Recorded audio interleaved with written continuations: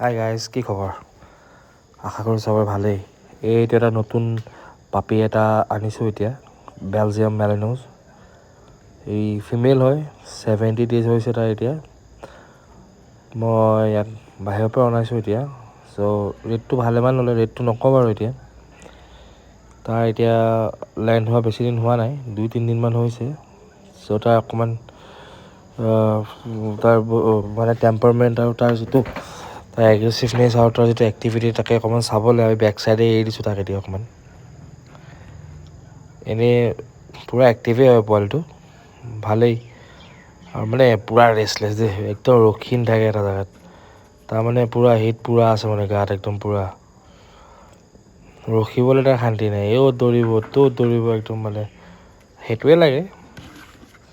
এইয়া দেখিছে, উৎপাত মানে ফুল উৎপাত তাৰ।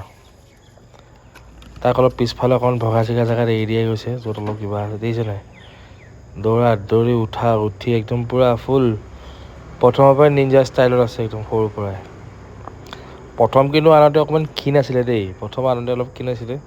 মই সেই 4-5 দিনমান অকণমান নিজৰ মাজত ৰাখিছোঁ, তাৰপিছত অকণমান এতিয়া স্বাস্থ্যটো অকণমান আপ হৈছে, কিন্তু টাইম লাগিব অকণমান আৰু 1-2 মাহমান।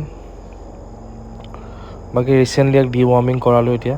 ডিৱাৰ্মিং কৰোৱা বেছিদিন হোৱা নাই, 2 দিনমান হৈছে আৰু।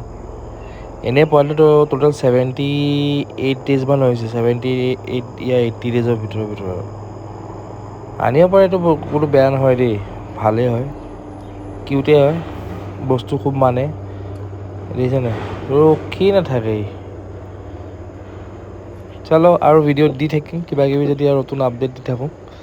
ভিডিঅ' পাই থাকিব আপোনালোকে। চেনেলটো লাইক কৰি দিব, ছাবস্ক্ৰাইব কৰি দিব।